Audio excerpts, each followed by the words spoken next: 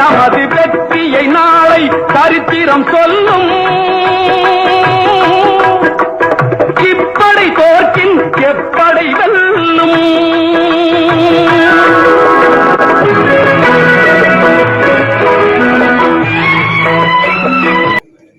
கண்ணை மறைக்கின்ற காலம் வரும்போது தருமம் வெளியேறலாம். தருமம் அரசாளும் தருணம் வரும்போது தவறு வெளியேறலாம். கண்ணை மறைக்கின்ற காலம் வரும்போது தருமம் வெளியேறலாம். தருமம் அரசாளும் தருணம் வரும்போது தவறு வெளியேறலாம். நல்லவர் லட்சியம் வெல்வது நிச்சயம். அண்ணா அன்று சொன்னார் என்றும் அதுதான் சத்தியம். கண்ணை மறைக்கின்ற காலம் வரும்போது தருமம் வெளியேறலாம். தருமம் அரசாளும் தருணம் வரும்போது தவறு வெளியேறலாம். அன்றைக்கு அந்த ஸ்டேஜ்ல ஒரு மிகப்பெரிய ஸ்டேஜ் தாய்மொழி தினம். அந்த தாய்மொழி தினத்திலே அன்பு அண்ணன் இமயம் சந்திரசேகர் அவர்களுக்கும் கட்சியினுடைய நல்ல வழிகாட்டி, ஒரு அமைப்பு ரீதியாக வேலைகளை மேற்கொள்ளக்கூடிய நல்ல உறவாய் நண்பாய் இருக்கக்கூடிய அண்ணன் ஆர்டிவி கௌரிசங்கரன் அவர்களே, மண்டல தலைவர் அன்பு நண்பன் என்னுடைய பள்ளி தோழன் திரு அன்பரசு அவர்களே, ஒரு புதிய விதத்தை உருவாக்கினார்கள்.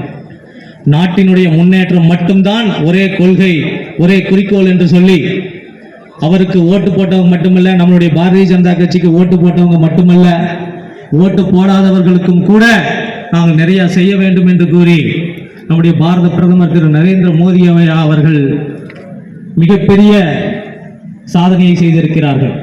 அதிலே ஒரு சிலவற்றை மட்டும் நான் கூறி வரக்கூடிய சிறப்பு பொறுப்பாளர்கள் அதையெல்லாம் நம்மிடையே உலாவி இருக்கிற நம்முடைய பாரத பிரதமர் நரேந்திர மோடி அவர்கள்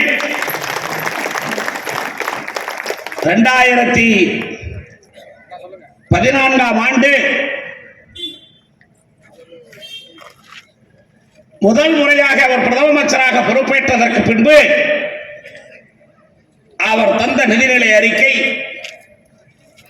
அன்றைக்கு நிதியமைச்சராக இருந்த அருண் ஜேட்லி கெட் அவுட் ஸ்டாலின் இன்னைக்கு உலகம் முழுக்க எடுத்துக்கிட்டா 13 லட்சம் பேர் இன்னைக்கு ட்ரெண்ட் பண்ணியிருக்காங்க அப்படின்னு சொல்லி சொன்னா யோசிக்க வேண்டாமா? அவர் அது இதுன்னு சொல்லிட்டு வாயை கிளறிட்டீங்க. வாயை கிளறி நீங்களே மாட்டிக்கிட்டீங்க. இன்னைக்கு தமிழ்நாடு முழுக்க உங்களுக்கு எதிராக 13 லட்சம் பேர் அவங்களுக்கு ட்விட்டர் கணக்கு இருக்கிறதுனால போட்டாங்க. அது இல்லாம பல லட்சம் பேர் வீட்டுக்குள்ள உட்கார்ந்துகிட்டு என்ன சொல்றாங்க? கெட் அவுட் ஸ்டாலின் அப்படின்னு சொல்லிட்டு இருக்கிறாங்களா இல்லையா? நாம சொல்லலீங்க, மக்கள் சொல்றாங்க. வரக்கூடிய 2026 நம்மளுடைய அண்ணன் வந்துட்டாரு. அண்ணன் அண்ணாமலை ஐபிஎஸ் அவர்களுடைய தலைமையில இன்னைக்கு ஒரு எம்எல்ஏ தான் இருக்கிறாங்க. நம்ம மாவட்டத்தில் இருக்கக்கூடிய 8 எம்எல்ஏவை நம்ம ஜெயிப்போம். நம்ம மாவட்டத்தில் இருக்கக்கூடிய 8 எம்எல்ஏவை நாம் ஜெயிப்போம். அதற்கு இங்க இருக்கக்கூடிய ஒவ்வொருவரும் ஒவ்வொரு பகுதியிலும் நம்முடைய பாரத பிரதமருடைய திட்டங்களையும் நம்முடைய பட்ஜெட்ல இருக்கக்கூடிய ஒவ்வொரு